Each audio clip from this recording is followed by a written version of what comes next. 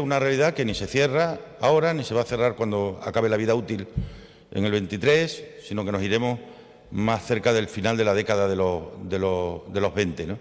Lo que tenemos que hacer, creo, todos es trabajar, aprovechar estos 9, 10 años que probablemente tendremos por delante desde ahora para trabajar. Hoy vamos a presentar 2 proyectos importantes para la comarca del Campo Arañolo. Si hacemos eso todos los trimestres, seguramente la preocupación que todos tenemos, y la tenemos, no existirá. Lo que sí he dicho, y repito y lo diré 1000 veces, esto no es Garoña.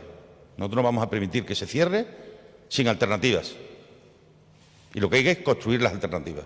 Las alternativas se construyen poniendo firme voluntad. Convocaremos ahora en marzo una convocatoria de ayudas agroindustriales, de incentivos, puntuando de manera discriminatoria positiva las inversiones que se hagan en esa comarca. Y tenemos, ya digo, creo que un periodo de tiempo significativo por delante para trabajar. Ya veremos exactamente cuándo son las fechas en función de lo que las empresas decidan, ¿no? Pero lo que sí parece, que ya ha dicho el Ministerio, es que para el 25 no hay cerrada ninguna, con lo cual tenemos años por delante, creo que suficientes para trabajar. Y es lo que creo que todos tenemos que hacer y exigir. Una transición justa, con importantes inversiones que permitan cumplir un objetivo que tengo.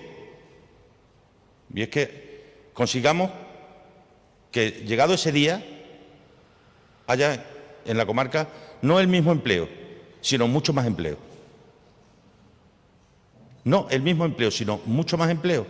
Y eso, si trabajamos bien, ya digo, estos 8 o 10 años, lo podemos lograr, que tenemos por delante. Y lo podemos lograr pues, trabajando, que es lo que creo que tenemos que hacer, ¿no?